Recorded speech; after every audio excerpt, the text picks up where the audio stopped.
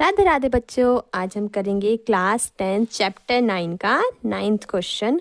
Question में कह रहे हैं the angle of elevation of the top of a building from the foot of a tower is 30। Angle of elevation बन रहा है। एंगल ऑफ एलिवेशन मतलब एक एंगल ऊपर की तरफ बन रहा है। और कहाँ से बन रहा है? From the foot of a tower, tower के फुट से बन रहा है। और बन कहाँ पर है? बिल्डिंग के टॉप पर। और कितना? 30 डिग्री। तो देखो बच्चों, ये आपकी बिल्डिंग है और ये आपका टावर है। तो टावर के फुट से बिल्डिंग के टॉप पे एंगल ऑफ एलिवेशन बन रहा है। तो ये मैंने टावर के फुट से बिल्डिंग के टॉप पे 30 डिग्री एंगल बना दिया है। The angle of elevation of the top of a tower from the foot of a building is 60। अब फ्रॉम कहाँ से है? बिल्डिंग के फुट से।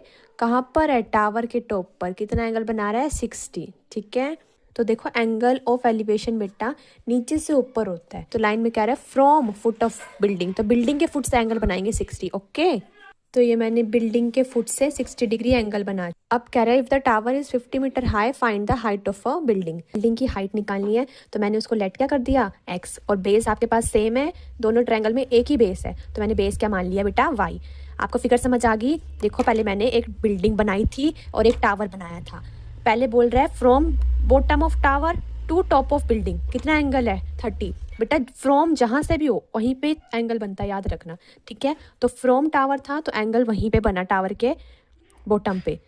नेक्स्ट लाइन में कह रहा था फ्रॉम बॉटम ऑफ बिल्डिंग, तो एंगल हमेशा फ्रॉम पे बनेगा। ठीक है, वहाँ पे 60 एंगल बन गया। पहले ट्रायंगल लेंगे ABC, क्योंकि हमारे पास परपेंडिकुलर गिवन है तो बेस फाइंड हो जाएगा। ठीक है, फिर ट्रायंगल लेंगे BCD। तो ABC ट्रायंगल पे परपेंडिकुलर आपका 50 हो गया, बेस y। और थीटा देख लो बेटा, 60 होएगा, 30 नहीं होएगा। मैंने यहाँ पर एक ट्रायंगल बना दिया। इसी ट्रायंगल को मैंने अलग से बना दिया समझाने के लिए। आपके पास ABC ट्रायंगल ले लिया मैंने पहले, परपेंडिकुलर आपके पास 50 था, बेस आपके पास y था। अब थीटा देखो बेटा, थीटा 60 है इस ट्रायंगल के अंदर, 30 तो आपके पास आधा है। और इस ट्रायंगल के हिसाब से चोंच पे 30 आ रहा है, तो उधर का थीटा 30 है। आगे सॉल्व कर दूँ? कर दिया। यहाँ पे मेरे पास y की वैल्यू आ गई थी 50√3/3 रेशनलाइज करने के बाद। ठीक है, जब भी डिनोमिनेटर में रूट आता है ना, उसको रेशनलाइज करके ही छोड़ना। इधर से सॉल्व करके मैंने x की वैल्यू निकाल दी। इधर देखो इस क्वेश्चन में पहले मैं y को इधर लेगी और √3 को इधर लेगी। उसके बाद मैंने y की वैल्यू जो इधर से आई थी वो मैंने यहाँ पर पुट करी है। ठीक है, √3 मल्टीप्लाई में था x के साथ, वहाँ पे जाके डिवाइड में हो गया।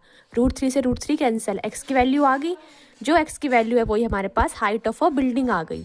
अब ये मैंने यहाँ पे सॉल्व कर दिया, आप देख लेना। ठीक है बेटा, इस क्वेश्चन में कोई भी डाउट हो आप कमेंट्स में बताना, मैं आपका डाउट सॉल्व कर दूंगी।